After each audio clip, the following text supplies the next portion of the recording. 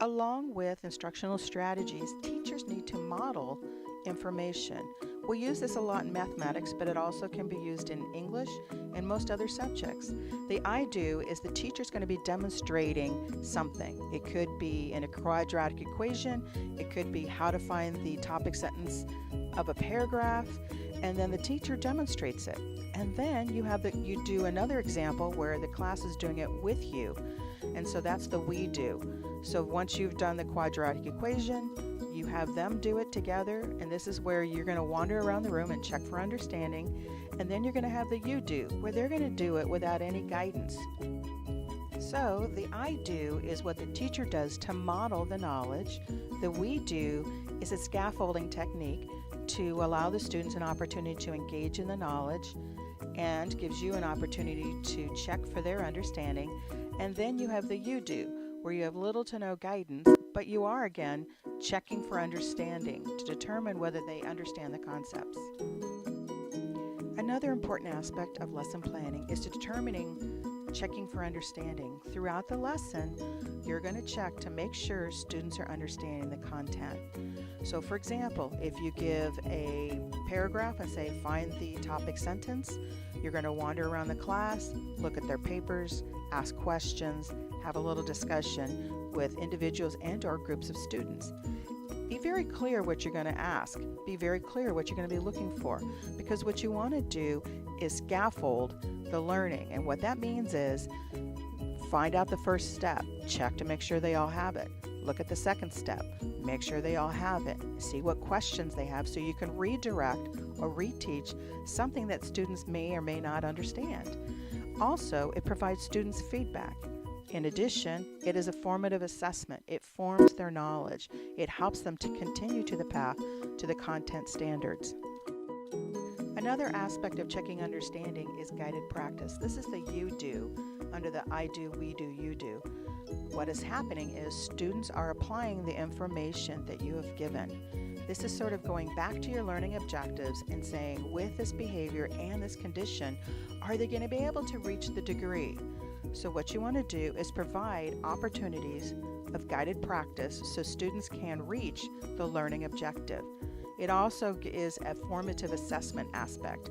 You're forming knowledge, and you want to make sure that you're communicating that in the formative assessment, you're forming knowledge to help students not only understand, but be able to reach the learning objective.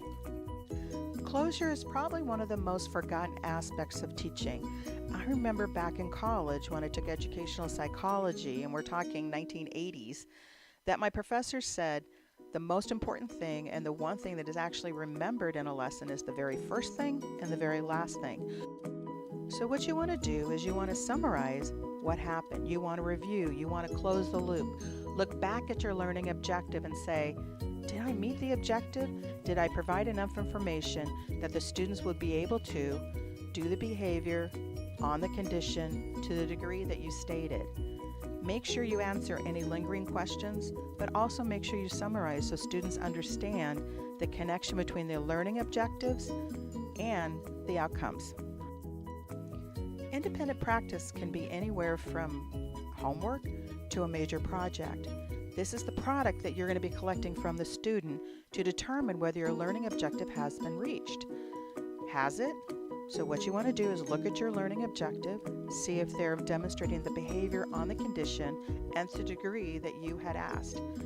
What you want to make sure is independently are students able to demonstrate the learning that you've taught. The single subject pedagogical rationale is the reason why you do what you do in your subject area. Your goal is to connect instructional methods to your subject. What are the best practices? How are you developing knowledge for your subject matter? Oftentimes your textbooks have this information, but also when you're taking education classes, many times your books do mention methods, why those pedagogies are necessary, and how it relates to your subject matter. So what you want to do is put this information in your lesson plan as to why you're selecting this method for this lesson in your subject area.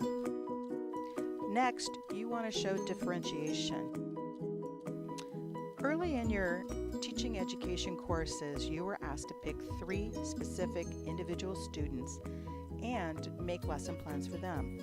So when you're doing your TPA or when you're in classes such as teaching reading or some of your other classes, you need to find specific students. First of all, you're going to have an English language learner, ELL, and this is where you want to use different strategies to scaffold the information for them to be able to have access to the learning. Next, you have your special education student, special needs, and you want to make sure you follow the IEP very carefully. If for some reason you don't have the IEP, go down to the office. There are records. Look carefully at what you're supposed to do. Your third student can be a GATE student. It could be a homeless student, foster care, physically challenged. But what you want to do is have instruction that meets their needs. Please, when you have a GATE student, do not say that their enrichment or enhancement is helping other students. You need to provide activities and/or information that is more challenging for them. Also with homeless, the reason that's important is you don't want to have an assignment that you're giving for home that they won't be able to accomplish, especially with technology. A special note about SPED. There's a big difference between accommodation and modification. Accommodation keeps the curriculum the same. However, you're modifying it to allow access for the student to gain the information. An accommodation can be anything from a word bank, a scaffolding worksheet where they fill in the blanks, but the goal is keeping the curriculum the same, but providing ways for the student to be able to gain or have access to that information. Whereas modification is changing the curriculum, maybe lowering or eliminating some of the curriculum, so that way the student has not only access but modifies what they're expected to know. Remember back at the beginning when you had your learning objectives? Well, this is backwards design. You want to know what product you want to receive from your student. So that's why you need to go back to your learning objective and how are you going to assess whether they reach that or not. And those are the student products you're going to be collecting. Typically, it's still a formative assessment, more of a formal one. It could be anywhere from a quiz to a project.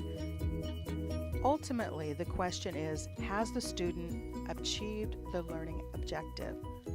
By the way, if you have an essay or something that is not necessarily objective in nature, you want to make sure you provide a rubric.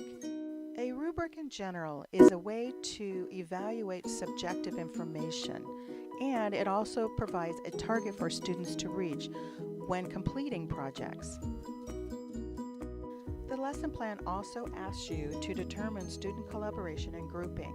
Often people say, oh yeah, I'm going to put students in groups. But really, how? Are they going to be heterogeneous or homogeneous? Are you going to have 3 people in a group, 4 people in a group, a think, pair, share? And who's doing the selecting, you or the students? So in that section where it's talking about grouping, be very clear and specific how you're going to be grouping students. How will you facilitate them working together? Next is your time allotment. Will your lesson take 1 period or more than 1 period? Also, I tend to overplan and have different items that I can eliminate if I run out of time. So what you want to do is structure your time. Again, it's sort of like having a party where from beginning to end, you're trying to figure out how to reach the goal in the time allotted to meet student needs. Comments and reflections. Reflect, yes. What does that mean? What went well? What didn't go well? What would you do differently? Oftentimes people just summarize, but what you want to do is self-reflect. What did I do? How did the students react? What would I do differently? Frankly, what works in one class does not necessarily work in another. Are there ways to scaffold the information better for students? Whether they're the general ed students or your ELL, SPED, or your third special student. But the question is, what are you going to do differently next time? And frankly, after 30 years of teaching, every lesson, all the time, I'm often thinking, how can I make this better? It's never a perfect lesson. We teachers innovate and do better all the time. This is a list, the material resources for what you're going to need throughout the class and actually throughout the unit.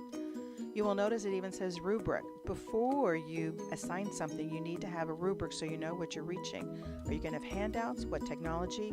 What audio or visual support are you going to have for students who may need it? Make a list of everything you need. Finally, standards and assessment. Did you reach your learning objectives? Go back to the standards, look at your big idea, your essential questions, your learning objectives, and say, did I reach it? Did I collect enough information? Do I have enough assessments to determine or evaluate whether students have reached their learning objective? Have they learned what I wanted them to learn? So what you want to do is make sure your standards and your assessments are aligned to be able to recognize student achievement. People spend their entire careers on lesson planning. What you want to do is to make sure that you put enough information that somebody else could follow your information. And I'm not talking a substitute teacher, I'm talking about a colleague. If they were to read your lesson plan, would they be able to carry it out? Is there enough information for them to understand? If you have any further questions, feel free to contact me. Thank you. Happy lesson planning.